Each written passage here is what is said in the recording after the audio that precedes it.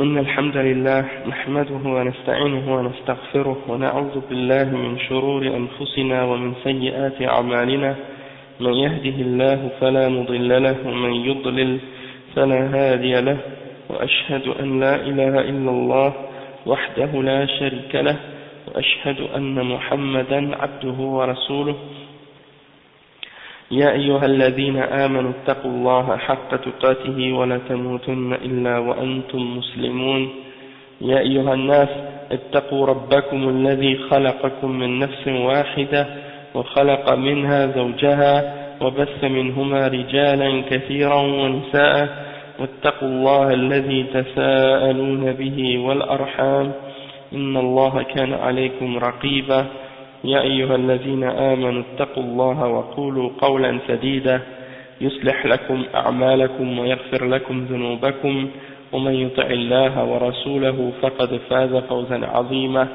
وإن خير الكلام كلام الله وخير الهدي هدي محمد صلى الله عليه وسلم وإن شر الأمور محدثاتها وكل محدثة بدعة وكل بدعة ضلالة وكل ضلالة في النار أما بعد. Donc, là aujourd'hui c'est le cours 110 dans l'explication du Kitab al-Tawhid, le Sharh de Cheikh Salih al-Fawzan. Et on est arrivé maintenant dans le chapitre 39 toujours, on est arrivé au point où le Cheikh Salih al-Fawzan, il parle maintenant d'un autre verset que le Cheikh Muhammad ibn Abdul Wahhab a mentionné dans ce chapitre. Et le verset en question c'est le verset 11 de Surat al-Baqarah.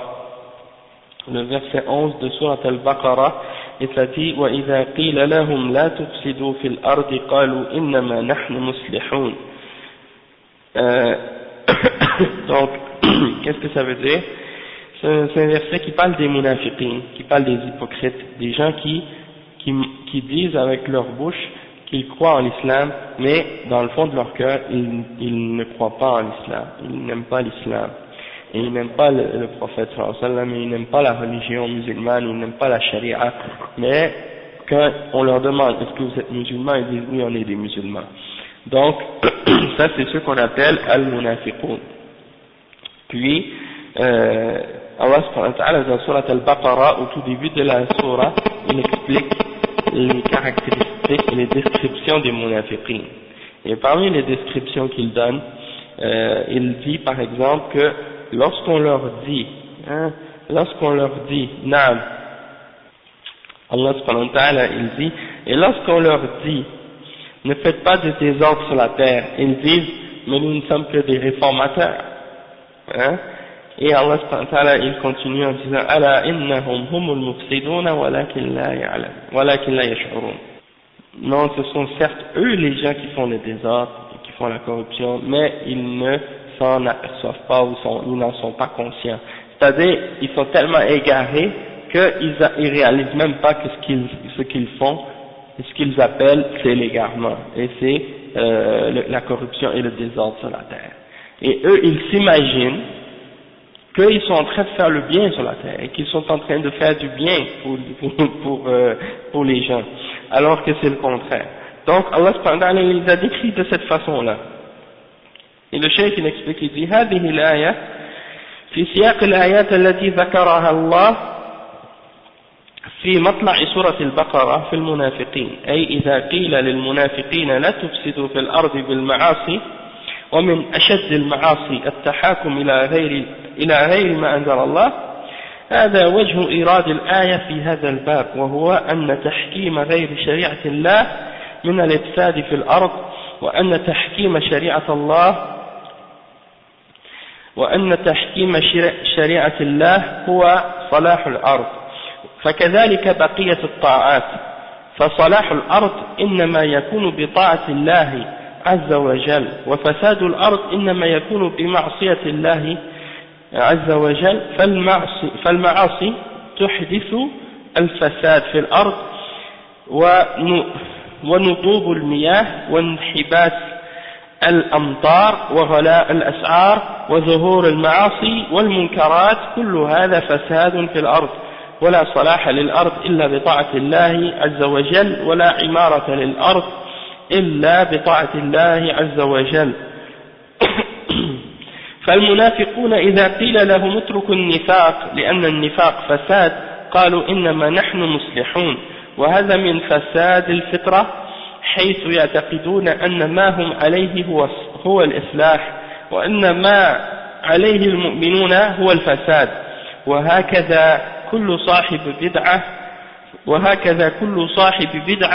أو كل صاحب مذهب فاسد يدعي أن مذهبه إصلاح في الأرض، وأنه تقدم، وأنه رقي، وأنه حضارة، وأنه إلى آخره. وكما ذكرنا أن التحاكم إلى كتاب الله هو الإصلاح في الأرض، والتحاكم إلى غير كتاب الله من الإفساد في الأرض، فيكون هذا وجه سياق المصنف رحمه الله لهذه الآية في هذا الباب. Donc le cheikh il explique et il dit que, comme on a expliqué, que ce verset-là, le verset 11 dans Surat Al-Baqarah, c'est le verset qui est mentionné au tout début de la Surah, dans la description des munafiqin. Au début, il y a des versets qui parlent des mu'minoun, la description des croyants. Il y a 5 versets, je pense, à ce sujet-là. Puis ensuite, Allah subhanahu wa ta'ala mentionne 13 versets dans la description, 2 versets dans la description des kuffars, et ensuite 13 versets dans la description des munafiqin.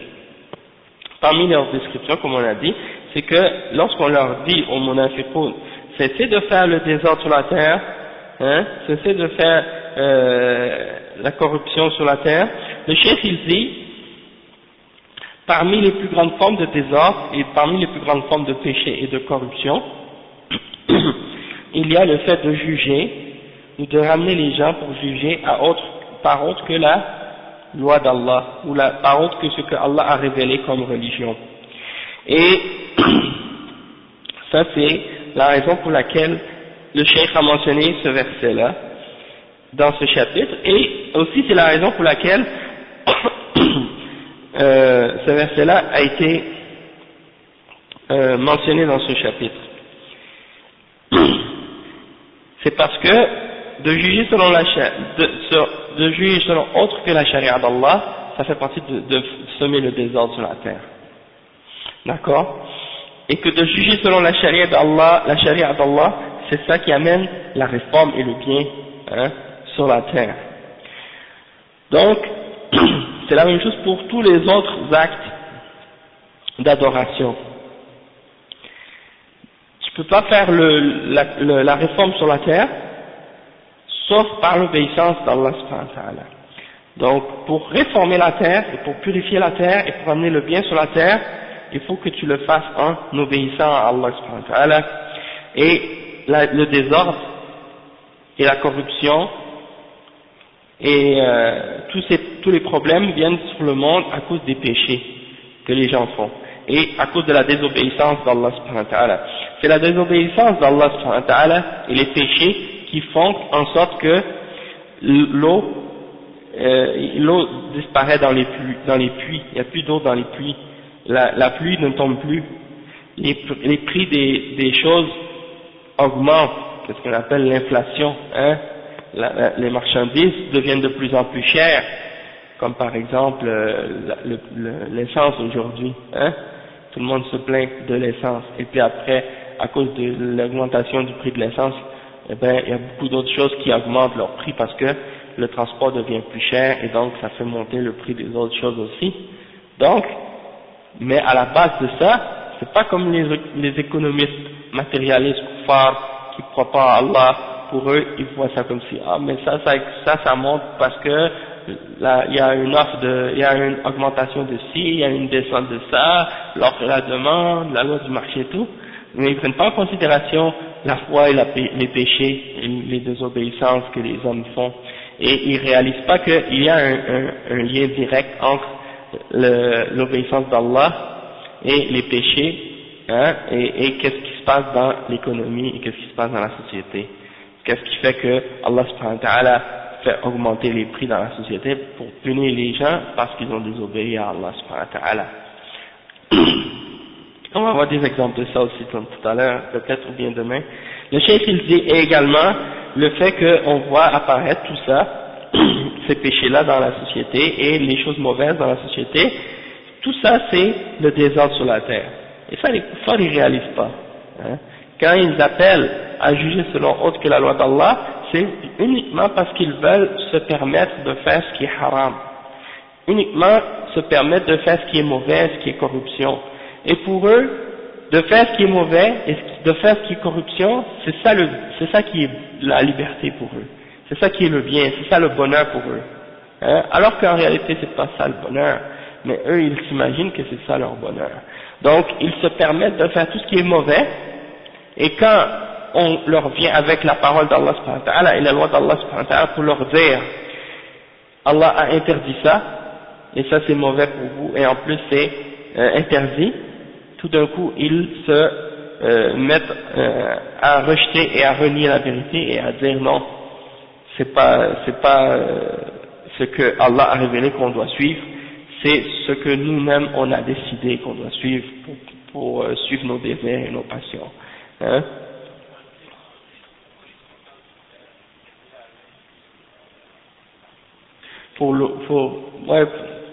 Ouais, à la cour. C'est ça, et quand ils font, comme tu dis, à la cour, dans leurs tribunaux, ils font uniquement comme si c'était suffisant juste de mettre la main sur leur livre saint pour essayer ou le livre qu'ils considèrent eux comme étant saint, pour essayer de demander à quelqu'un de jurer pour dire la vérité. À part ça, qu'est-ce qui est dans le livre, qu'est-ce qui est écrit dans le livre, ça compte pas. C'est juste pour dire que tu mets ta main dessus pour jurer. Donc, Allah al-Musta'an, c'est triste que parfois même chez certains musulmans, c'est devenu la même chose. C'est-à-dire, ils vont jurer sur le Coran, mais ils vont rien appliquer de ce qui est écrit dedans. Et donc, c'est pas ça le but. Pourquoi Allah a révélé le Coran, c'est pas juste pour que ce soit un livre de décoration, ou pour que ce soit un livre qu'on récite avec une belle voix, puis qu'on lit avec une belle mélodie dans la voix, comme certains récitateurs qui lisent le Coran, masha'Allah, c'est tellement beau quand on les entend réciter, mais malheureusement, quand c'est le temps quand ils récitent par exemple les versets qui parlent des règles, et que les musulmans doivent croire en ces règles-là et les appliquer dans leur vie, eh ben c'est comme si c'est un détail, c'est pas important, tu vois. C'est juste lire le Coran pour avoir des hasanat, pour avoir des barakats, des bénédictions et des bonnes œuvres, c'est tout. Pas pour l'appliquer réellement dans la vie. Comme si, mais non là, hein, on va pas appliquer ça, là, on fait juste le lire, c'est tout. Hein. A'udhu billah.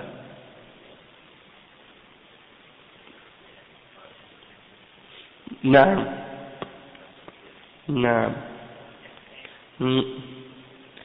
C'est ça, c'est comme le frère il mentionne, ça c'est l'exemple, même j'avais entendu Cheikh Mohamed Aman Al-Jami, il mentionnait ça, que des soufis, hein, ils lisent Sahih al-Bukhari juste pour le finir, hein, juste comme ils font Khatm al-Qur'an, ils font Khatm al-Bukhari.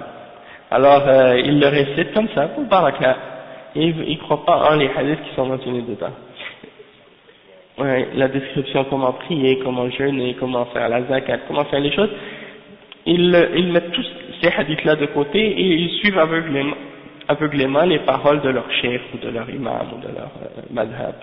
Hein? Donc c'est comme si, c'est pas qu'ils y croient pas, mais c'est comme s'ils agissent comme si c'était pas au-dessus du reste.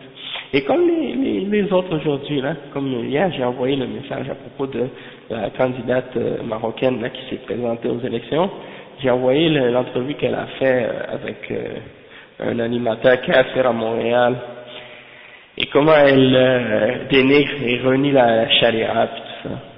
Puis elle dit non, je suis contre la charia, je suis pas d'accord avec la charia, parce que elle dit la charia, moi je suis d'accord juste avec la vraie charia. Et on se demande bien c'est quoi la vraie charia. Elle dit parce que la vraie charia c'était juste au temps du prophète Mohammed sallallahu alayhi wa sallam. Maintenant aujourd'hui il n'y a plus de vraie charia, il faut que ce soit les femmes maintenant qui se réapproprient les textes, puis qui réinterprètent l'islam, parce que les hommes ils ont mal, selon elles, ils ont mal interprété. Ça, en fait, c'est un grave mensonge. Hein. C'est essayer de faire croire que la charia, c'est autre chose que ce qui est dans le Coran et dans la Sunna. Hein. Puis c'est essayer de faire croire que dans la religion, tout ce qu'on suit, c'est uniquement des interprétations et il n'y a rien de fondé dans ce qu'on suit. Et c'est une insulte pour les savants de l'islam, hein, les gens qui enseignent l'islam et qui ont préservé et protégé l'islam à travers les siècles, d'essayer de remettre en question leur intégrité, leur honnêteté, leur sincérité pour l'islam et pour la religion d'Allah subhanahu wa ta'ala, et de douter de leur honnêteté à cause qu'ils sont des hommes soi-disant. Hein? Et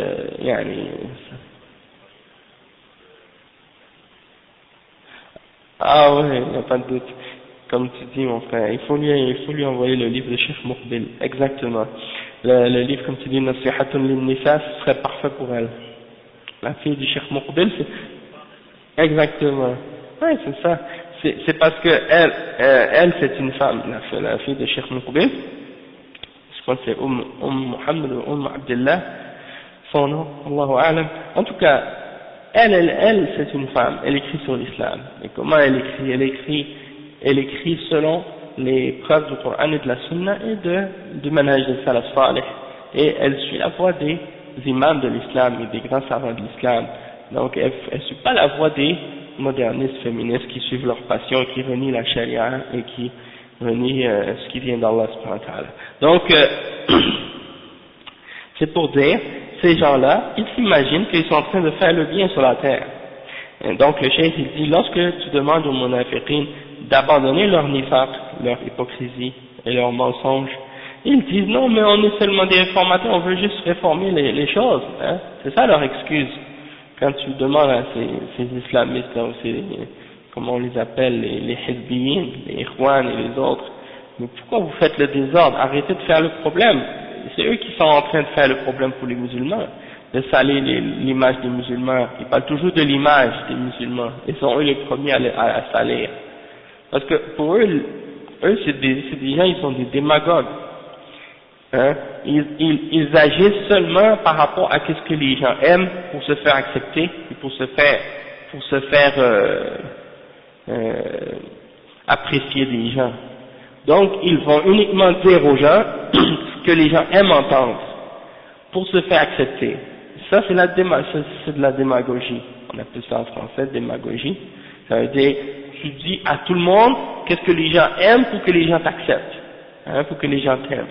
Et ça, c'est bien entendu, c'est de l'hypocrisie. Hein? Donc, le cheikh il dit que ça, qu'est-ce qu'ils font? C'est l'attitude des munafiqin. Et ça veut dire qu'ils ont perdu leur nature a été pervertie et corrompue. Et ils croient que ce qu'ils suivent, c'est ça le bien. Parce qu'à la fin de l'entrevue, Allah Musta'an, du Trissa qui lui demande, écoutez là, s'il y a des homosexuels qui viennent pour vous demander, on veut ouvrir un bar gay, est-ce que vous allez être d'accord avec ça, puis vous allez les aider? Elle dit oui, il n'y a aucun problème avec ça, si le projet est réalisable, on va les aider. Donc, elle dit, ah oui, vous n'allez pas juger rien? Elle dit, non, moi je juge personne. Elle dit, hein? Oui, non, Samira Laouni, elle s'appelle. Hein, il lui demande ça, est-ce que vous êtes d'accord avec ouvrir un bar gay? Elle dit, ouais, il n'y a pas de problème. Elle dit, est-ce que vous avez quelque chose contre quelqu'un qui... Est-ce que vous allez représenter les homosexuels, les femmes qui font... La femme... qu'est-ce que vous dites d'une femme musulmane qui ne se voile pas? Non, moi je la juge pas, je juge personne. Qu'est-ce que vous dites d'une femme musulmane une fille musulmane? Elle porte le voile, oui. Elle porte un foulard, c'est pas un voile.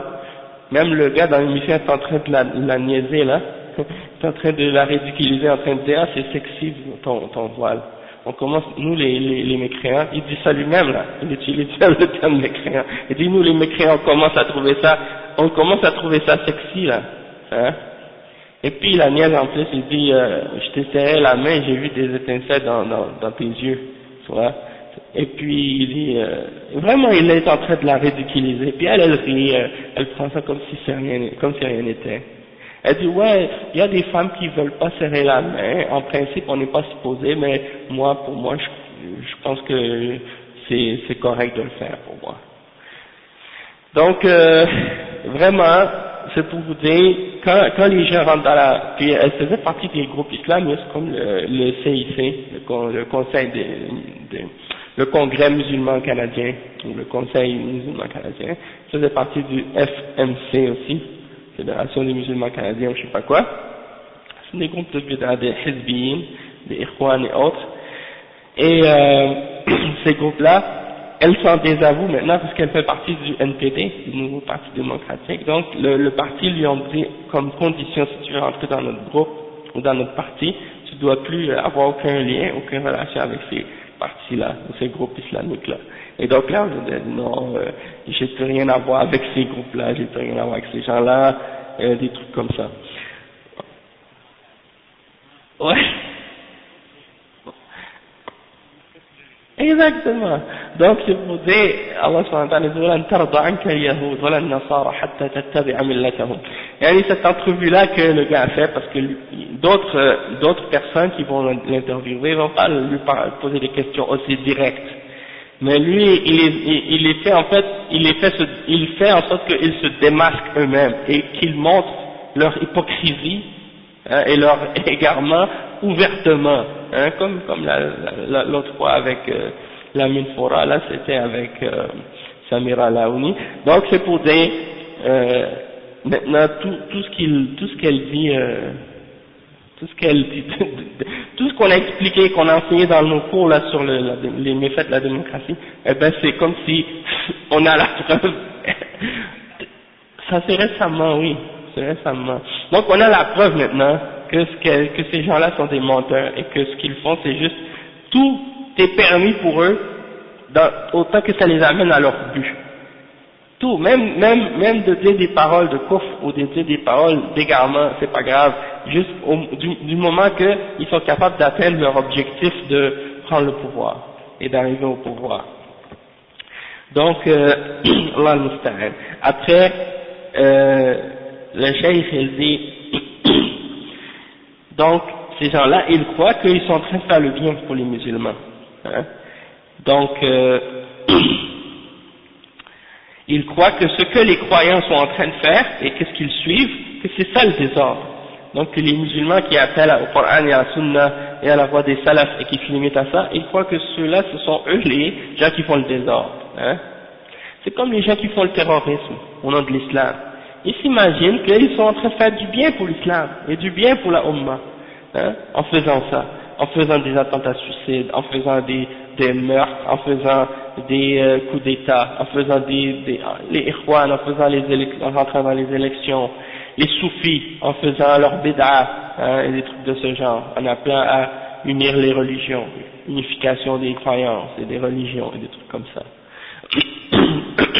Eux ils s'imaginent que tout ça c'est le bien, alors qu'ils sont en train de critiquer les musulmans qui sont sur la voie des salafs et qui veulent suivre le Coran et la Sunna comme il faut, et qui disent les choses telles quelles, ils les critiquent en disant eux c'est des gens qui font le désordre sur la terre.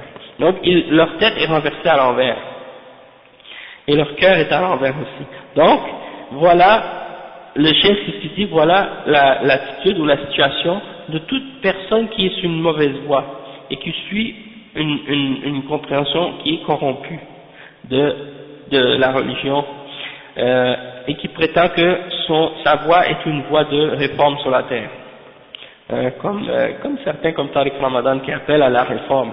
Il dit il faut réformer l'islam, il faut réformer la religion, des trucs de ce genre, et en fait il appelle à quoi? Il appelle à changer l'interprétation de l'islam pour interpréter selon les lois des kuffars, et changer l'islam pour que ça plaise aux laïcs et aux démocrates et aux autres gens pervers de ce monde.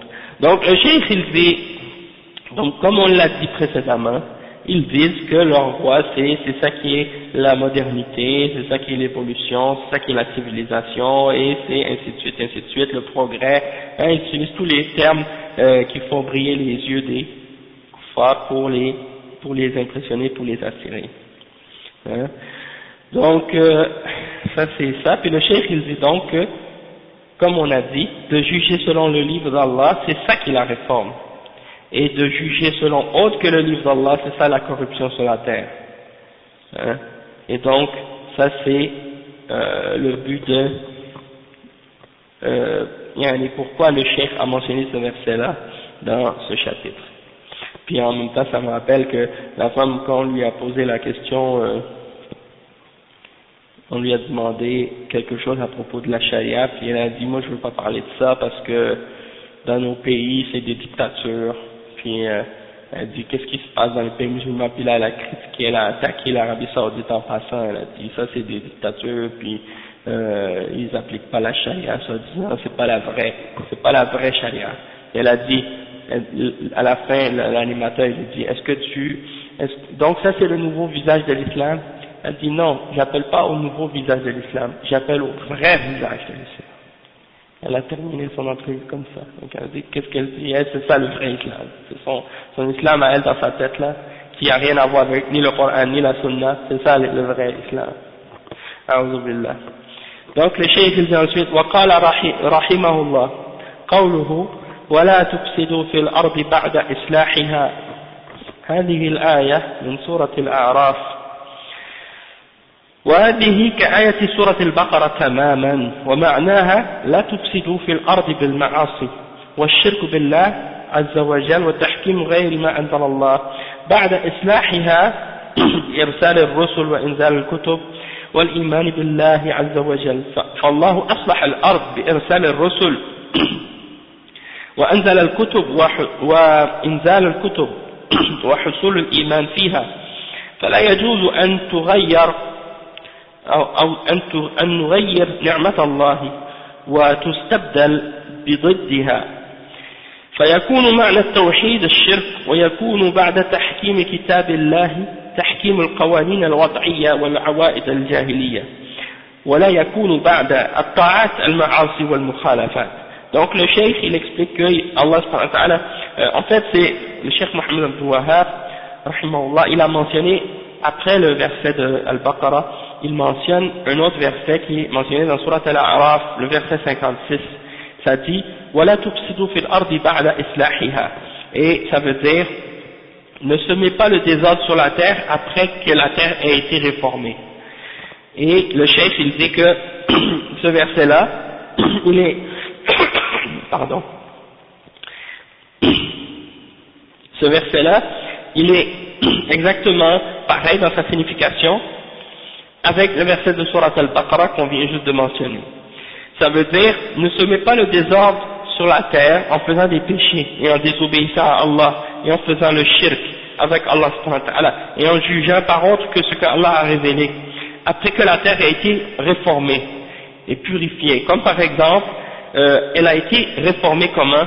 Elle a été réformée par le fait que Allah subhanahu wa ta'ala a fait descendre ou a envoyé des messagers et a fait descendre des livres et a amené a appelé les hommes, qu'ils ont appelé les hommes, les prophètes ont appelé les hommes à la foi et ils ont cru en Allah subhanahu wa ta'ala et ils ont réformé, donc Allah subhanahu wa ta'ala a fait que la terre a été réformée par l'envoi des prophètes et des livres et que la foi est entrée dans le cœur des hommes. Donc une fois que ça s'est établi sur la terre et que la société a été réformée, on n'a pas le droit de remettre ou de transformer ou d'échanger la grâce d'Allah pour de l'ingratitude, hein, ou pour du mal. On échange la grâce d'Allah et au lieu d'être reconnaissant et d'être obéissant à Allah subhanahu wa ta'ala pour ses grâces, eh bien c'est comme si on l'échangeait pour des péchés et de la désobéissance et du shirk et de juger par autre que la loi d'Allah subhanahu wa ta'ala parmi les lois faites par l'homme, ainsi de suite, et les habitudes de la jahiliya. Donc il ne faut pas remplacer le bien par le mal et l'obéissance par les péchés et les désobéissances. C'est ça le sens de ce verset là. Ensuite le cheikh il dit وقال رحمه الله قوله تعالى أفحكم الجاهلية يبغون ومن أحسن من الله حكما لقوم يوقنون. Le cheikh il mentionne le verset 50 dans Surat Al-Ma'ida. Ce verset là ça veut dire, est-ce que c'est le jugement de la jahiliya, de l'époque de la pré-islam, est-ce que c'est ce jugement là que les gens cherchent, Est-ce que c'est ce jugement-là qu'ils veulent? Et qui est meilleur en jugement pour un peuple qui a une foi certaine et une certitude en Allah subhanahu wa ta'ala? Donc ça c'est un verset très important dans Surat Al-Ma'idah, et le cheikh il le mentionne puis il explique, il dit Al-Murad bil-Jahiliya ma kana qabla al-Islam كان أهل الجاهلية على ضلالة ومن ذلك التحاكم كانوا يتحاكمون إلى الكهان وإلى السحرة وإلى الطواغيت وإلى العوارف القبلية فهؤلاء المنافقون الذين ادعوا الإسلام يريدون حكم الجاهلية ويريدون حكم الله سبحانه وتعالى ولا يريدون أن ينتقلوا من حكم الجاهلية إلى حكم الشريعة بل يريدون البقاء على حكم الجاهلية وهذا مذهب المنافقين دائما ومن سار على ركبهم. Le cheikh explique, il dit, est-ce que c'est le jugement de la jahiliya qu'ils veulent? Le mot jahiliya dans ce verset-là, c'est tout ce qui était avant l'islam, comme par exemple les actions d'égarement que les gens faisaient avant l'islam, et parmi ces choses-là, il y a le fait de juger parce que les gens utilisaient comme juge ou comme loi avant l'islam. Comme par exemple, ils allaient vers les voyants et les médiums et les gens qui prétendent connaître l'avenir, les oracles et les trucs de ce genre, ils allaient voir ces gens-là pour demander de trancher ou de juger dans leurs problèmes. Et j'ai vu des exemples de ça parfois même chez des mouchriquines. Ils avaient besoin de régler une question par exemple dans un sujet quelconque, puis ils allaient tout de suite voir l'oracle ou le médium ou le voyant, puis le voyant il utilisait une méthode soi-disant pour essayer de déterminer l'avenir, pour savoir qu'est-ce qui va arriver, puis là après ça il disait aux gens bon non vous devez pas faire ça ou vous devez faire ça. Donc ils se basent sur ça pour juger entre eux, alors que c'est même pas basé sur aucune chose de réel. Ils se basent sur les magiciens aussi, les sorciers. Il y a beaucoup de gens dans différents endroits, quand ils ont des problèmes, ils vont retourner voir un sorcier, ou un magicien, ou un guérisseur comme ils les appellent, pour juger et trancher entre eux. Parce que pour eux ce sont les sages. Soit dans les tribus amérindiennes des fois, il y avait toujours le sorcier dans le village. Il y avait en Afrique aussi la même chose dans certains villages, dans certaines tribus la même chose, c'est le sorcier. En Haïti, des fois c'est les Ougans pour les voudouisants, ou bien les Bokors ou des choses comme ça. En tout cas, d'autres gens qui appellent à des choses de même. Il y a aussi les Tawarit, c'est les lois faites par l'homme, les lois faites par l'homme, ou les dirigeants qui jugent par autre que la loi d'Allah, ou ainsi de suite. Le cheikh il explique aussi qu'il y a les traditions et les coutumes tribales ou traditionnelles, les trucs comme ça, les coutumes que les gens suivent, qui ne sont pas basées sur la loi d'Allah.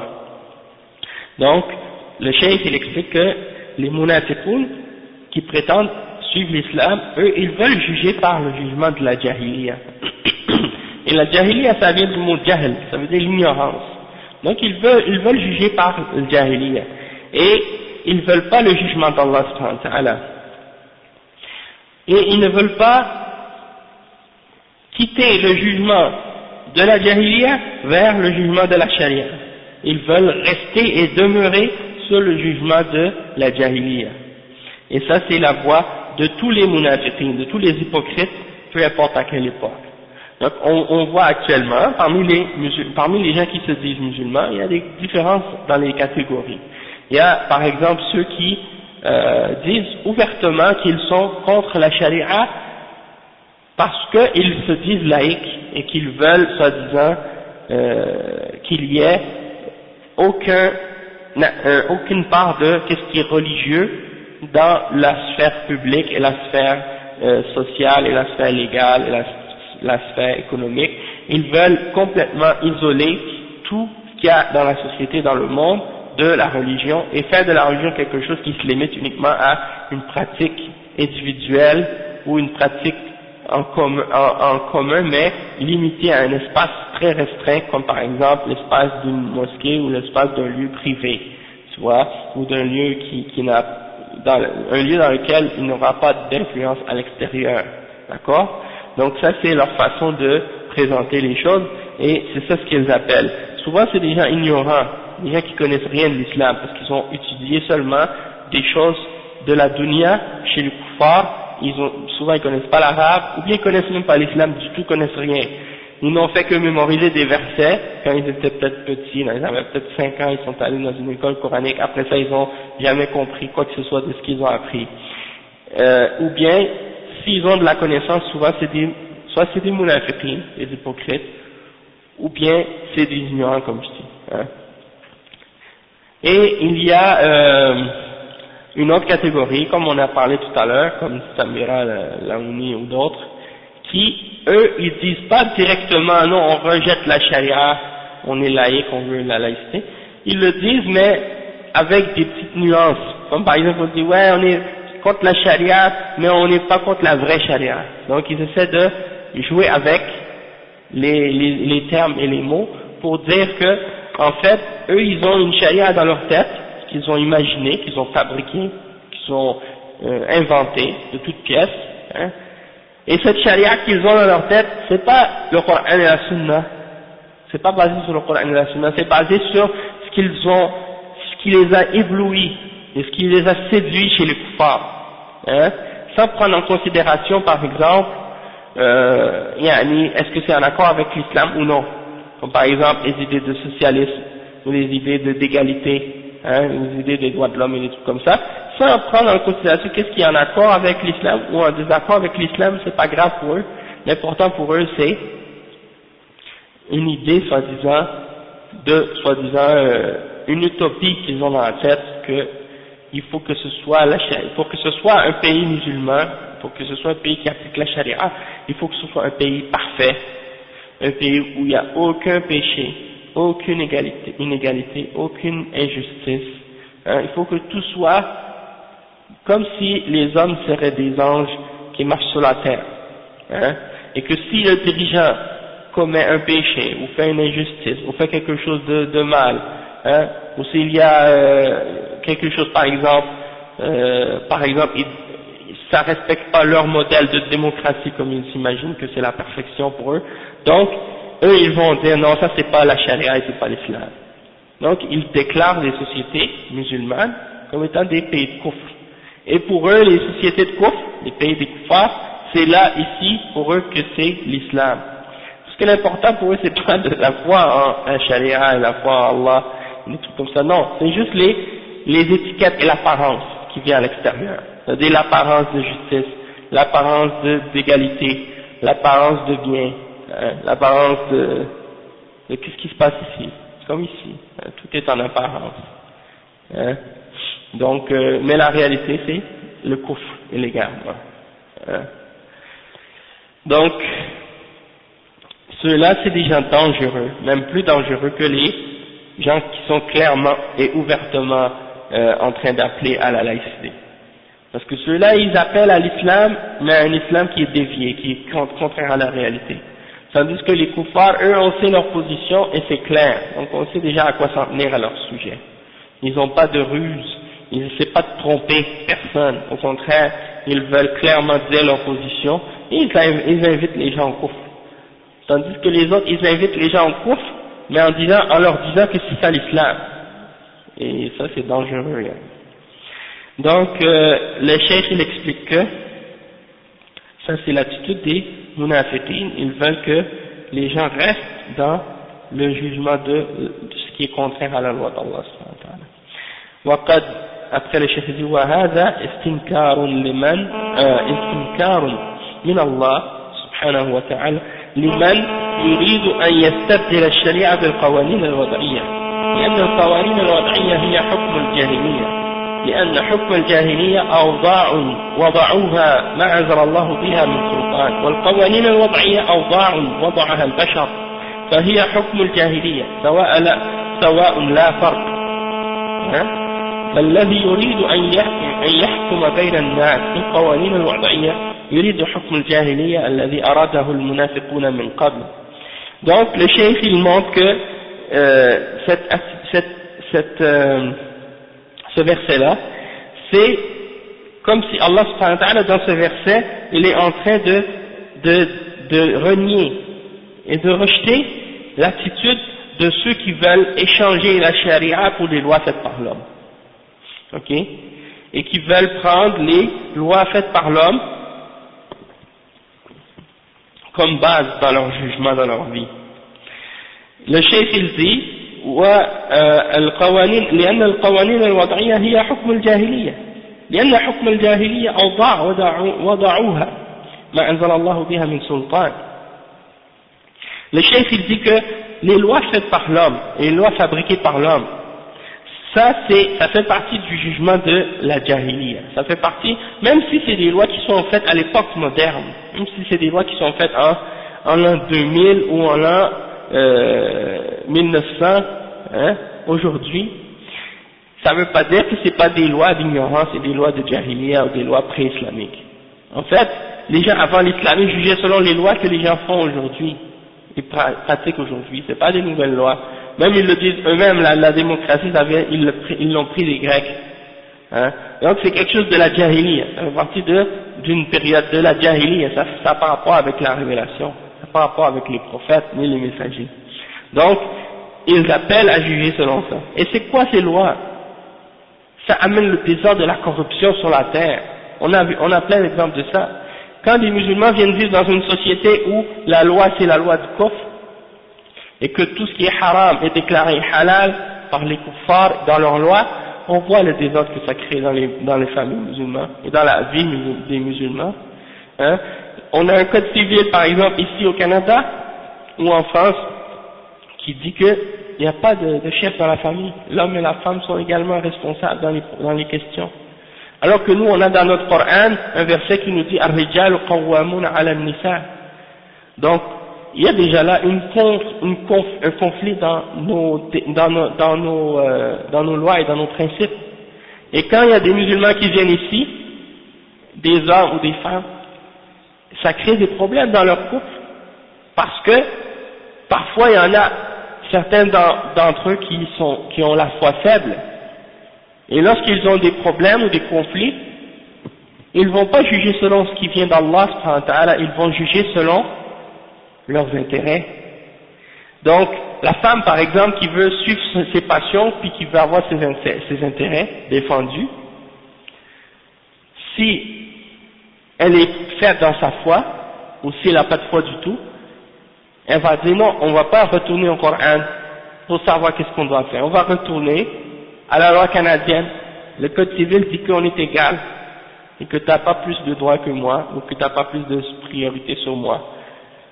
Tandis que l'autre, il va dire non, mais on va juger par le Coran, parce que là c'est en sa faveur, l'homme, hein, c'est en sa faveur, donc il dit on va juger par le Coran, parce que le Coran dit que c'est moi qui a la responsabilité de toi, c'est moi qui est au-dessus de toi, c'est moi ton chef dans la famille, d'accord? Maintenant, si c'est une autre chose, par exemple la femme, elle a un problème avec son mari. La femme, elle travaille, elle a de l'argent, elle gagne son argent, et le mari, lui, il n'a pas d'argent, il ne travaille pas, il reste à la maison. Et la femme, elle dit, écoute, c'est toi l'homme, c'est toi qui dois travailler, c'est toi qui es responsable. Et moi, je ne veux pas payer pour la maison, je ne veux pas payer pour la nourriture, je ne veux pas payer pour les vêtements, c'est toi qui dois payer ça. Et là, la femme, elle dit, si tu n'es pas d'accord, on va juger selon le Coran. Et l'homme il dit non, on va juger selon la loi canadienne, hein, parce que là c'est pas en sa faveur maintenant. Donc là il veut aller avec ses passions, il veut pas juger selon la loi d'Allah, il veut juger selon la loi faite par l'homme. Donc ça crée des problèmes dans les familles.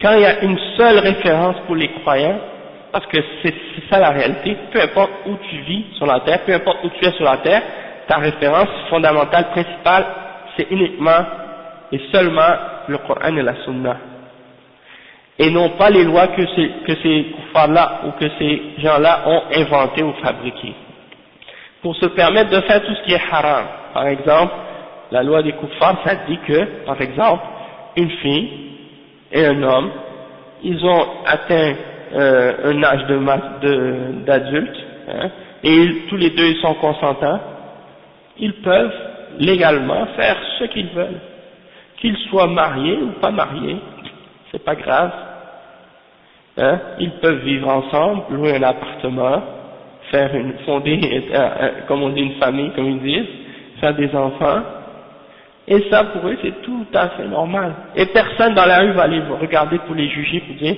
oh regardez, ils vivent ensemble dans un appartement, ils sont même pas mariés. Personne, hein, ah, ils ont des enfants, c'est des enfants qui sont nés hors mariage, c'est pas grave, hein. Donc ça c'est une société basée sur ça. Toi tu te dis ça c'est une société juste qui enseigne ça. Après le lendemain, sa femme me dit ah je m'en vais, je rentre pas ce soir. Son mari il peut rien dire. Il dit le soir je rentre pas ce soir, je m'en vais dormir chez un copain de travail. Son mari dit non je veux pas, c'est mon droit. Et elle revient 3 jours plus tard, elle rentre à la maison, il lui dit où est-ce que tu étais? Je suis allé, j'ai décidé d'aller faire le haram avec un homme. Et l'homme il peut rien dire, il peut rien faire, elle a le droit de faire ça, c'est permis dans la loi. Hein? Il n'y a aucun problème pour eux de faire ça, ça c'est une société juste. Hein? Donc eux les gens de Hizbiyya, les Ikhwan et ces gens-là, sur quoi ils se basent? Ils se basent sur soi-disant le qadar. Ils se basent sur le qadar pour justifier et permettre ce qui est haram. Et ça c'est ça un de leurs égarements, c'est ça. C'est qu'ils essaient de jouer avec ça. Pour soi-disant dire, on a le libre arbitre, chaque individu il est libre de faire ce qu'il considère comme étant bon et bien. Et s'il veut faire ce qui est mauvais, c'est lui qui est responsable et au jugement dernier, il va être jugé pour ça. Wa alaykum salam wa rahmatullahi wa barakatuh. Toutefois, il faut faire la différence entre ce qui est permis par Allah subhanahu wa ta'ala et ce qui est prédestiné par Allah subhanahu wa ta'ala et créé par Allah subhanahu wa ta'ala. Comme on a expliqué déjà. C'est pas parce que Allah subhanahu wa ta'ala a permis que des péchés se produisent dans la société, ça ne veut pas dire qu'il l'a permis dans la loi, qu'il a révélé. Il faut distinguer entre ces deux choses-là. Et donc, même si par exemple on dit que quelqu'un, Allah subhanahu wa ta'ala lui donne par exemple la liberté d'obéir ou de désobéir, dans le sens que s'il obéit, il va être récompensé s'il croit en Allah, mais s'il désobéit, il va être puni par Allah subhanahu wa ta'ala au jugement dernier, ça c'est vrai. Mais il y a aussi le fait que Allah subhanahu wa ta'ala, cette loi et cette religion qu'il a révélée, il l'a pas révélée pour les anges, il l'a révélée pour les êtres humains. Et il sait qu'est-ce qu'il y a en l'être humain, et il a créé l'homme, donc il connaît l'homme mieux que l'homme se connaît lui-même. Et il a fait en sorte justement qu'il y ait des lois et des règles pour gérer justement la société lorsque des hommes vont transgresser les limites des lois qu'il a révélées. Hein? Parce que Allah subhanahu wa ta'ala, s'il a interdit le vol dans le Coran, il savait qu'il y a des gens qui vont voler, même si il l'a interdit. Et il savait qu'il y a des gens qui vont faire le haram, l'adultère et la fornication, même si c'est quelque chose qu'il a interdit. Et il savait que Allah subhanahu wa ta'ala, même s'il a interdit l'alcool, il savait qu'il y a des gens qui allaient boire de l'alcool. Est-ce que Allah subhanahu wa ta'ala a dit au prophète Mohammed sallallahu alayhi wa sallam, laisse tout le monde faire ces péchés-là sans aucun obstacle, sans aucune réprimande, sans aucune punition, sans aucune règles? Non, Allah subhanahu wa ta'ala, il a fait descendre justement des lois et des règles pour régler et pour limiter la possibilité de le faire, et en même temps pour diminuer, des lois qui vont faire en sorte que ces choses-là vont diminuer et vont être moins dans la société, et pour punir les gens qui vont commettre ces péchés-là lorsque ces péchés-là vont être commis, justement pour réformer et purifier la société de ces péchés-là. Hein? Donc, c'est pas une religion juste qui se base uniquement sur la conscience et juste sur qu'est-ce qui ton jugement dans l'autre vie. Ça c'est un aspect, oui, ça c'est pour se baser sur la foi. Quelqu'un qui est un vrai mu'min, un vrai croyant qui a une foi forte, il ne va même pas s'approcher du vol ou de la fornication ou du meurtre ou des autres péchés. Hein. Mais en même temps, Allah subhanahu wa ta'ala, il sait qu'il y a des hommes faibles, il y a des hommes qui sont pas croyants, il y a des hommes qui sont croyants, il y en a des femmes qui sont croyantes, il y en a des femmes qui sont pas croyantes, et justement, il a fait en sorte qu'il y ait des lois pour limiter les gens, non seulement en se basant sur leur foi et leur honnêteté, mais il sait qu'il y a des gens malhonnêtes et qui n'ont pas de foi, ou qui ont une foi faible, alors pour les limiter justement, et pour les remettre à leur place, hein, et pour que toutes les choses soient en ordre. Même les koufars qui disent par exemple que, aujourd'hui, ou même les hizbiyin, qui disent que non, tout le monde est libre de faire ce qu'ils veulent, quand c'est le temps de parler d'homosexualité, ou quand c'est le temps de parler de fornication, ou quand c'est le temps de parler de religion, ils disent non, tout le monde est libre, tout le monde a sa conscience. D'accord, pourquoi alors ils légalisent pas le meurtre? Pourquoi ils légalisent pas le viol? Puis après ils diraient par exemple, on laisse chacun avec sa conscience, et Dieu va les juger dans notre vie. Pourquoi ils disent ça seulement pour les péchés qui ont rapport avec la religion, mais qui ne sont pas avec des effets négatifs immédiats? Hein? Par exemple, si on disait par exemple, laissons ou légalisons le meurtre, hein? Et Dieu va juger ceux qui font le meurtre par la suite. Hein? On va pas mettre une loi pour punir le meurtre. Ceux qui veulent voler, on va les laisser. C'est-à-dire, volez pas, parce que Dieu a interdit le vol, mais si quelqu'un vole, on va pas le punir. On va pas l'amener à la cour. Ben, même les couvreurs, ils devraient faire ça. Alors ils devraient arrêter d'arrêter les voleurs, puis de dire Dieu va les juger. Hein? Pourquoi ils font pas ça? C'est parce qu'ils savent très bien que c'est pas comme ça que ça fonctionne, la société, et que c'est pas tout le monde qui est honnête, et que si tout le monde était honnête, et que tout le monde serait juste, et tout le monde serait pieux, alors on n'aurait pas besoin d'être testé, il n'y aurait pas d'épreuves sur la terre, il n'y aurait pas un paradis puis un enfer après la vie. Mais il faut qu'il y ait une justice dans ce monde aussi, et qu'il y ait des lois et des règles à respecter dans ce monde aussi, pas juste dans l'autre monde. Et les lois que Allah a révélées pour gérer la société, non seulement, c'est pas des choses qui doivent être établies par les êtres humains, par eux-mêmes, mais elles doivent être régies et établies par qu'est-ce que Allah a révélé, selon qu'est-ce que Allah a révélé dans le Coran et dans la Sunna, pour que tout soit en harmonie, pour qu'il n'y ait pas de conflit entre la foi et la vie, la pratique de la religion et la vie sociale. Il ne faut pas qu'il y ait de conflit entre les deux, il faut qu'il y ait une harmonie entre les deux. Et quand on regarde dans les sociétés de couple, il y a un conflit entre la vie, quand quelqu'un la conçoit selon sa foi et sa religion, et la façon comment il la vit en réalité dans la société, parce que c'est basé sur deux systèmes différents. La religion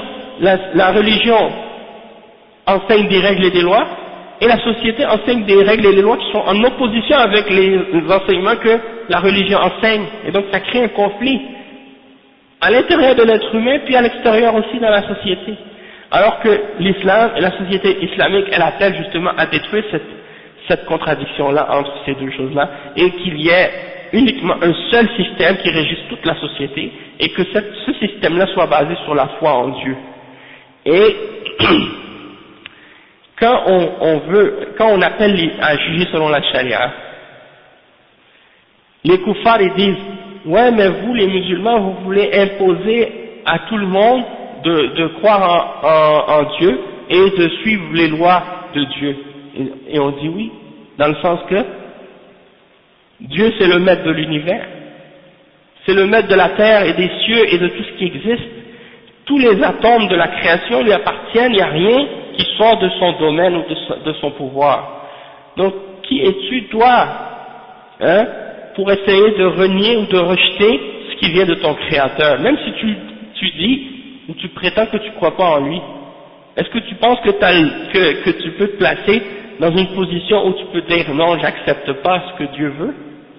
Et que les gens qui croient en la loi d'Allah, qui croient en la vérité qui a été révélée d'Allah, eux, doivent se soumettre à vos opinions, à vos passions, à vos désirs, et que vos désirs, vos passions et vos lois doivent être suprêmes et au-dessus de ce que Dieu veut, et ce que Dieu veut doit être en dessous, et vous avez le droit de piler dessus et de l'écraser, de cracher dessus, hein, et de l'humilier, de faire comme si ça venait de n'importe qui. Alors ça c'est ça la réalité de ce que les kuffars disent. Ils disent on ne doit pas prendre en considération ce qui vient d'Allah, que ça vienne d'Allah, ça dérange pas nous, qu'est-ce qui compte c'est nos désirs et ce qu'on veut, et c'est nos lois qui ont le dessus.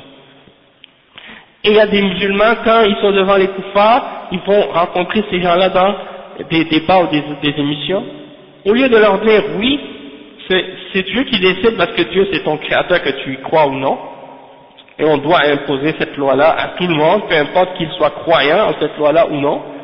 Comme moi par exemple, je suis dans un pays de kufr, et on m'impose les lois des kuffars, malgré que je ne crois pas, et malgré que je suis contre, mais je suis obligé de me soumettre et de respecter certaines règles ou de subir certaines de leurs lois parce que je vis dans leur pays. Donc, dans un cas pareil, pourquoi moi je ne pourrais pas imposer la loi d'Allah sur vous? Que vous l'acceptiez ou non, vous devez accepter la justice qui vient de Dieu. Et c'est pour votre bien de toute façon, parce que c'est les lois qui sont pour le bien. Hein? Et donc, on a vu par exemple, comme exemple, justement, il mentionne des cas où, dans certains pays musulmans, il y a des injustices qui sont faites à certains membres de la société. Okay, comme par exemple que ce soit des injustices envers une femme. Comme par exemple, on va dire qu'on est dans un pays musulman qui applique la charia, puis un homme qui bat sa femme. Donc, eux ils vont prendre cet exemple-là, ils vont dire, regardez dans les pays où il y a la charia, il y a un homme qui bat sa femme. Moi je leur dis, ouais mais dans un pays de kufr où on applique vos lois, que vous avez fabriquées vous-même, il y a un homme qui est pas musulman, qui a battu sa femme qui est pas musulmane. Qu'est-ce que vous dites de ça? Ah mais non, on est contre ça. Et la même chose, nous un homme qui bat sa femme, que ce soit dans un pays qui applique la charia ou non, on est contre ça aussi. D'accord? Et qu'est-ce que ça veut dire? Ça veut dire que dans l'islam, il y a des lois et des règles qui s'appliquent, et il y a des recours pour la femme qui se fait battre par son mari dans un pays musulman. Il y a des tribunaux islamiques, et dans le tribunal islamique, la femme peut aller et se plaindre de son mari devant le juge, et le juge va trancher entre l'homme et sa femme selon la charia d'Allah subhanahu wa ta'ala. Donc eux les kuffars ils essaient de faire croire que par exemple dans l'islam un homme a le droit de battre sa femme parce que c'est écrit dans le Coran par exemple un verset qui dit Wadribuhun dans le verset 34 dans Surat An-Nisa et frappez-les. Et ils s'imaginent que ça veut dire que tu as le droit de battre ta femme. Et le verset, quand on regarde l'explication des savants de l'islam, ils ont tous dit c'est permis de corriger sa femme si elle désobéit, mais pas de la battre. Hein? Donc, il faut pas que ça fasse aucune blessure, aucune marque, il faut pas que ça brise un os ou que ça fasse des marques sur le corps. Donc, c'est une correction, comme un père donne une correction à son enfant, il va pas le battre, dans le sens il va pas le massacrer, le faire saigner, lui casser le visage. Si une femme se fait maltraiter par son mari, elle peut amener son mari en cour, le juge va juger entre eux, selon l'islam, selon la charia. Hein? Donc c'est pour dire que n'importe quel problème qu'une femme peut avoir avec son mari dans l'islam, elle va devant le juge qui juge selon la charia, le juge va juger avec justice selon le Coran et la Sunna. Il y a la même chose que ici les kuffars, quand il y a un problème entre un homme et sa femme, hein, eh bien ils vont essayer de régler le problème à leur façon. Malheureusement eux ils sont vraiment injustes parce qu'ils vont même utiliser, ils jugent même pas, en tout cas je ne vais pas rentrer là-dedans, mais c'est que la femme peut juste prendre le téléphone là, elle appelle 911 et dit mon mari m'a frappé, même si c'est pas vrai. La police arrive, il l'amène au poste, il passe la nuit au poste, en prison, hein. Et pourtant il a rien fait. C'est juste parce que la femme était fâchée ou elle a voulu faire du tort à son mari pour rien, et il lui donne la raison, même si elle a tort. Il chasse l'homme de la maison, donne la maison à la femme. Donc c'est pour dire que il n'y a même pas de justice là-dedans. Mais pour eux, c'est ça l'inégalité, ils prétendent qu'ils veulent faire l'égalité. Il n'y a ni égalité ni justice. Parce qu'ils donnent la parole comme si la femme, qu'est-ce qu'elle dit, c'est vrai absolument. Hein? Donc la femme, elle n'a pas de désir, elle n'a pas de passion, elle n'a pas de malhonnêteté, elle est toujours la victime honnête et toujours juste. Donc c'est vraiment une injustice. En tout cas, tout ça c'était pour clarifier que, même si par exemple, t'as une petite fille là, ta petite fille, tu l'as fait grandir dans cette société, à 18 ans, elle décide qu'elle va aller, par exemple, je sais pas moi, maintenant c'est arrivé même chez les koufars, leur fille est rentrée dans des trucs de sites internet pour adultes, des choses X là, comme eux ils appellent ça pour adultes, pour dire à quel point ils font la distinction entre quelque chose de mal qui est fait par un adulte, quelque chose de mal qui est fait par un mineur, comme si pour un adulte c'est correct, c'est permis, c'est légal, mais pour un jeune c'est pas légal, comme boire de l'alcool, après 18 ans c'est permis, jouer à la loterie, après 18 ans c'est permis, mais à 17 ans non. C'est un crime, c'est illégal. Donc un an de plus, le péché devient licite pour eux.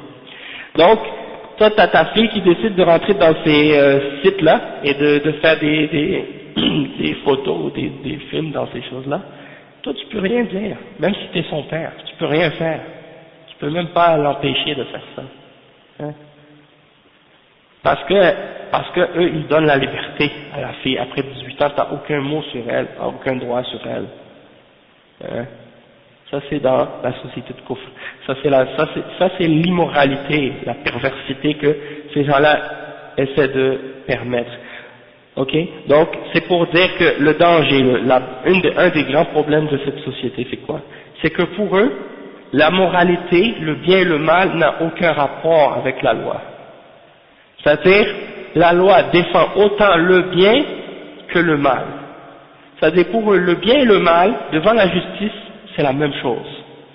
La seule différence, c'est est-ce que tu dépasses qu'est-ce qu'on a permis selon nos passions ou non. Hein? C'est ça la limite pour eux. Mais sinon, le reste, le bien et le mal, c'est pas grave. Hein? Donc, le juge, il va recevoir une plainte de la part d'un athée qui a insulté l'islam. Le juge va juger, va dire bon, t'as fait une injustice ou t'as fait quelque chose, c'est pas correct. Il va lui donner une peine. L'autre le musulman qui a insulté l'athéisme, qui a parlé contre l'athéisme, va dire ah non, t'as fait une injustice, t'as parlé contre l'autre. C'est pour dire c'est comme si on vous avait l'athéisme et la foi en Dieu, c'est la égalité pour eux. C'est pas le fait d'avoir insulté la vérité qui est un crime, c'est le fait d'avoir insulté l'autre, peu importe qu'il soit sur la vérité ou sur le mensonge. Hein? Il faut comprendre que ces gens-là, ils vont défendre quelqu'un qui appelle à la corruption et ils vont défendre quelqu'un qui appelle au bien, au même pied d'égalité, comme si les deux c'était la même chose, comme si c'était équivalent. Et ça, quand tu fais ça, en fait, c'est comme si tu étais en train de dire la vérité n'a aucune valeur. Et c'est comme si tu es en train de dire le bien et le mal c'est la même chose. Et même que le mal parfois est meilleur que le bien pour eux. Hein? Donc ça c'est des exemples. Après le chef il continue et il explique. ثم قال ومن أحسن من الله حكما لقوم يوقنون ومن معنى لا أي لا أحد أحسن من الله حكما لأن الله سبحانه وتعالى عليم خبير يعلم ما يصلح به العباد ويعلم حوائج الناس ويعلم ما ينهى به النزاعات بين الناس ويعلم العواقب وما تؤول إليه فهو تشريع من عليم حكيم سبحانه وتعالى لا يستوي هو والقوانين التي وضعها البشر الذين عقولهم قاصرة وتدخلهم الأهواء والرغبات وعلمهم محدود إن كان عندهم علم لا يشرع للبشر إلا خالق البشر الذي يعلم مصالحهم ويعلم ما تنتهي إليه أمورهم ولهذا قال ومن أحسن من الله حكما لقوم يوقنون ومن أحسن من الله أي لا أحد أحسن حكما من الله وأفعل التفضيل هنا على غير بابه فليس هناك طرفان أحدهما أفضل من الآخر فحكم البشر ليس فيه حسن أبدا وإنما حكم الله هو الحسن وحده. Le cheikh il dit que la suite du verset c'est et qui est meilleur que Allah comme juge ou en juge en jugement pour un peuple qui ont la foi, qui ont la certitude et la conviction. Le cheikh il dit et qui est meilleur, dans ce verset là ça veut dire quoi? Ça veut dire et il n'y a personne de meilleur que Allah en jugement pour un peuple qui est croyant. Et en fait, il n'y a personne qui peut avoir un jugement meilleur que celui d'Allah subhanahu wa ta'ala. Parce que Allah subhanahu wa ta'ala, il est omniscient et il est informé de tout. Il est alim et khabir, il sait tout. Et il sait ce qui est bon pour les hommes. Et il sait qu'est-ce que les hommes ont besoin. Et il sait ce qui va faire cesser les problèmes et les disputes entre les hommes. Regardez maintenant, beaucoup de disputes et de désaccords et de problèmes et de crimes dans la société sont causés ou viennent du fait que les kuffars ont légalisé des choses qui sont haram. Et que s'ils auraient interdit ces choses haram, ça aurait stoppé toute cette chaîne de crimes et de mal qui se répandent dans la société. Et juste pour vous donner des exemples. Par exemple, l'alcool. Les kuffars ont légalisé l'alcool. Alors, étant donné qu'ils ont légalisé l'alcool et qu'ils ont permis l'alcool, à cause de ça, ils sont obligés de faire un paquet d'autres lois et un paquet d'autres règles pour justement essayer de limiter les effets néfastes de l'alcool. Hein? Donc, par exemple, la conduite au volant. Ils sont obligés de faire plein de règles à ce sujet-là. L'alcool pour l'âge, à quel âge ils vont permettre de le vendre et à quel âge ils peuvent, et l'heure, parce que ici par exemple tu rentres dans un supermarché ou dans un magasin, à partir d'une certaine heure tu n'as plus le droit d'acheter de l'alcool. Pourquoi? Parce qu'ils savent que le soir les gens boivent de l'alcool et quand ils se saoulent ils font des problèmes, et c'est souvent le soir que ça arrive. Donc après 11 heures, plus d'alcool vendu. Et dans certains endroits, s'il y a de l'alcool qui se vend, tu as besoin d'une carte pour rentrer pour prouver que tu as tel âge. Maintenant, même pour acheter les cigarettes, par exemple. Non seulement ils veulent pas interdire la cigarette, mais qu'est-ce qu'ils font? Ils mettent une âge limite pour fumer. Et maintenant, ils demandent des cartes pour que les gens achètent la cigarette. Après, ils mettent les cigarettes, maintenant sur les cigarettes, ils mettent des petites photos là, des dessins pour dire si tu fumes tu vas mourir, ou si tu fumes ça va te tuer, ou si tu es enceinte et tu fumes tu vas avoir quelque chose, le cancer. Bon, après ils mettent maintenant les cigarettes, ils les étalent plus maintenant sur les étalages, ils mettent des trucs, des panneaux pour couvrir les cigarettes. Donc quand quelqu'un veut des cigarettes, il doit demander le paquet et puis là la personne va aller, il va soulever les panneaux pour dire bon je veux celle-là et tout, parce que ils disent que si les gens voient les cigarettes, ils vont être plus incités à l'acheter, les jeunes, surtout les jeunes. Et en plus ils ont fait une loi à un moment donné, je ne sais pas si c'est encore actif ou non, ils avaient même interdit les publicités sur la cigarette, qui incite la cigarette. C'est encore interdit. Donc c'est ça. Vous voyez, donc c'est pour dire l'hypocrisie de ces gens-là, d'une façon, ils veulent pas interdire quelque chose alors que c'est mauvais pour les gens, mais en même temps, ils font plein un paquet de lois et plein de problèmes pour essayer de le limiter, hein. L'alcool? Pour l'alcool. Ah, ok, d'accord. Parce qu'ici, en plus, l'alcool, ça appartient au gouvernement. En plus, les taxes. Mais c'est par eux, c'est-à-dire, c'est eux qui contrôlent l'alcool. Et personne ne peut vendre de l'alcool au Québec sans que ce soit à travers le gouvernement. Tandis qu'aux États-Unis, tu vois, quelqu'un peut ouvrir un magasin d'alcool au coin de la rue, et ça n'a rien à voir avec le gouvernement, tu vois. Et c'est vraiment grave, en fait, parce que là, tu vois que ça se retrouve dans les quartiers les plus pauvres, les plus défavorisés, puis tu vois les problèmes que ça engendre, et même la drogue.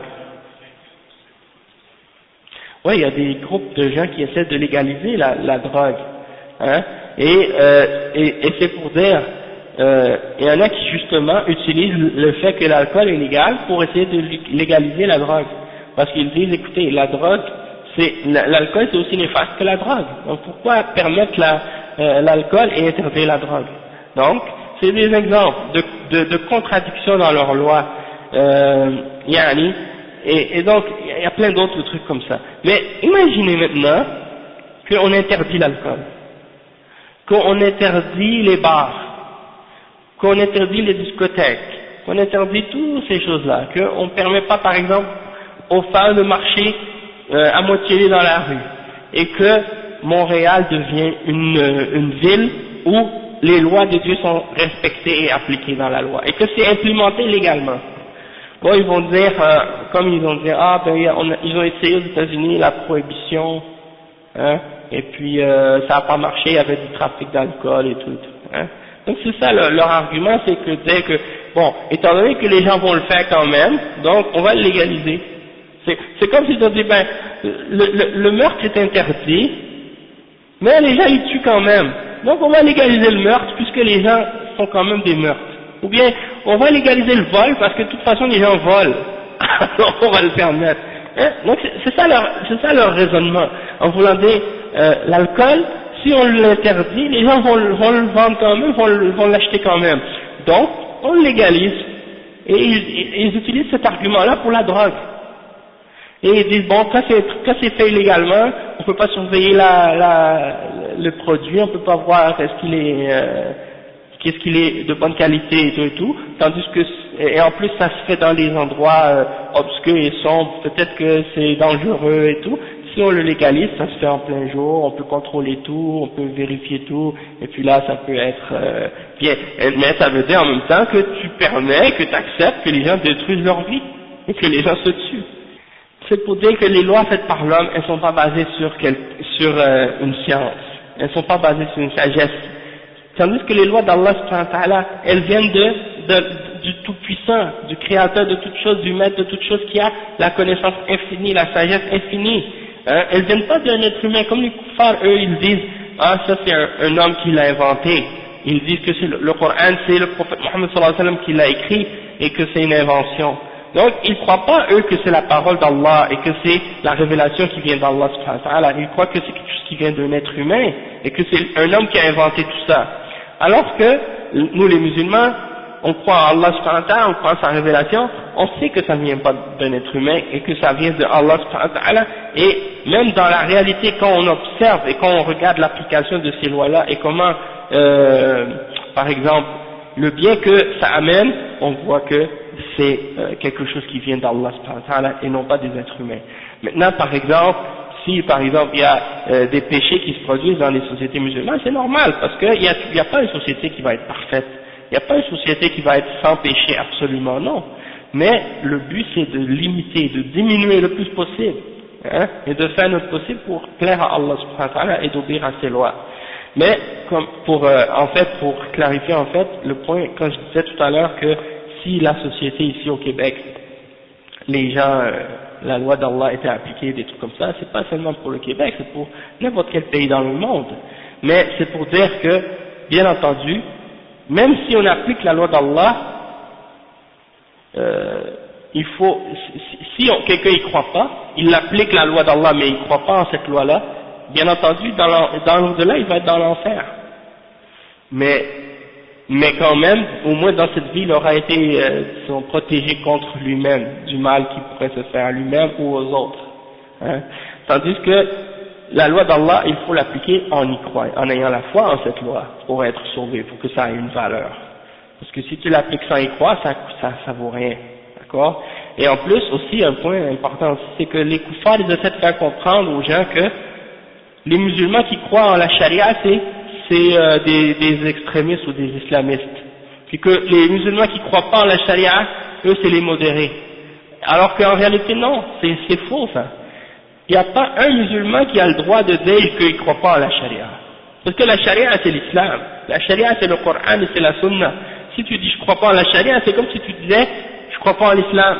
Hein? Et si tu dis ça, c'est comme si quelqu'un disait, par exemple, moi, je suis laïque, mais je crois qu'il faut appliquer la charia.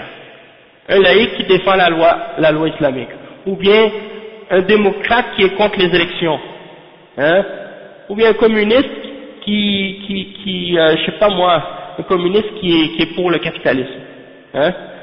C'est des contradictions en soi. Tu ne peux pas dire je suis musulman puis je suis contre la charia. C'est comme si tu dis je suis musulman mais je suis contre l'islam, je suis contre le Coran, je suis contre la sunna. C'est ça que ça veut dire.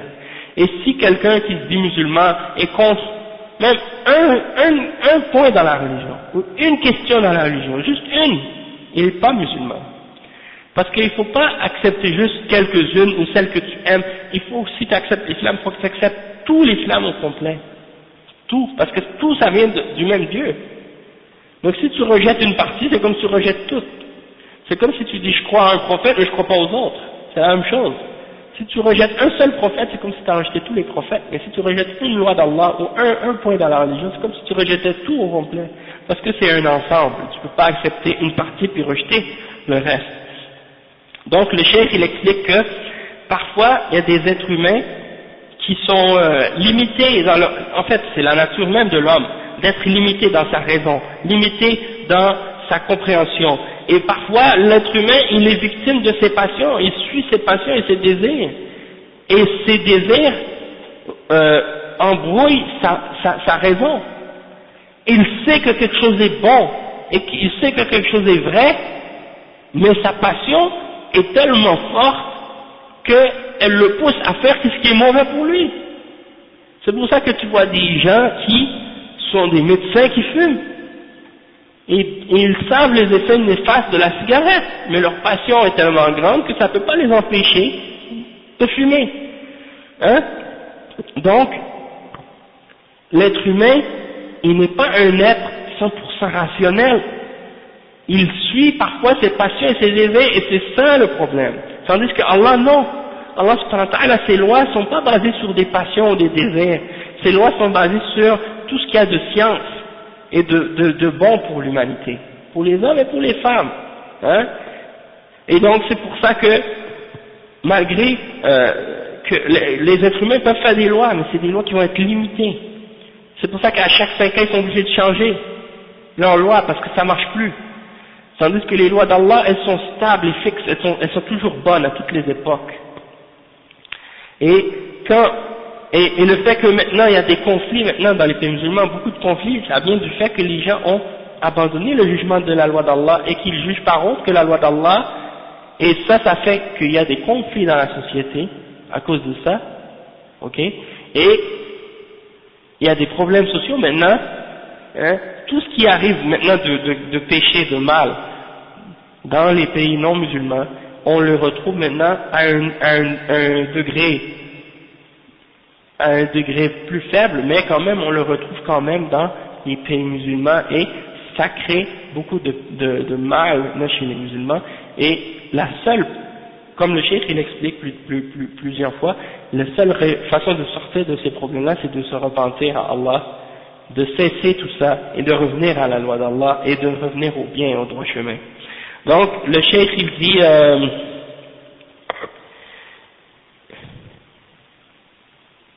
personne ne peut légiférer pour les êtres humains, excepté le créateur des êtres humains. Parce que le créateur des êtres humains, c'est lui qui connaît qu'est-ce qu'il y a de bien pour eux. Et il sait où c'est la conclusion ou les conséquences de leurs actions. C'est Allah qui connaît ça. Et donc, il faut retourner à Allah. Et Allah, il dit lui-même dans le verset, dans Surat Al-Baqarah 138, il dit, et qui est meilleur que Allah en jugement? Et le cheikh, il explique ici que il n'y a personne qui est meilleur en jugement que Allah. Et quand Allah subhanahu wa ta'ala, il demande ici, où il place la forme de tafdil, c'est-à-dire de dire qui est meilleur, en réalité, il n'y a pas deux côtés, il n'y a pas deux bords, c'est-à-dire il n'y a pas qui est meilleur que Allah, est-ce que c'est la loi des hommes ou la loi d'Allah, parce que le bien en lui-même, il n'existe que dans la loi d'Allah, et dans la loi que les hommes fabriquent, il n'y a pas de bien du tout, et s'il y a un bien, c'est parce qu'elle est en accord avec la loi d'Allah subhanahu wa ta'ala. S'il y a du bien dans la loi que les hommes ont écrit, c'est parce que cette loi-là, elle est prise à la base de la loi d'Allah. Hein? Par exemple, toutes les lois que les kuffars ont là, qui sont les plus bonnes dans leurs lois, c'est les lois qui sont inspirées de la loi d'Allah.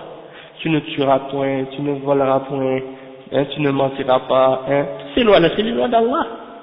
Et eux, ils le mettent dans leurs lois à eux, et ils acceptent ces lois-là, mais les autres lois d'Allah, ils les rejettent. Hein? Donc, le cheikh il dit, c'est un exemple que Allah donne ici, alors qu'en réalité il n'y a pas de comparaison possible à faire entre la loi d'Allah et une autre loi. D'accord? Donc nous on va s'arrêter ici aujourd'hui, Inch'Allah. Puis demain on continuera à partir de cet endroit-là où on s'est arrêté aujourd'hui, Inch'Allah. سبحانك اللهم وبحمدك أشهد أن لا إله إلا أنت أستغفرك وأتوب إليك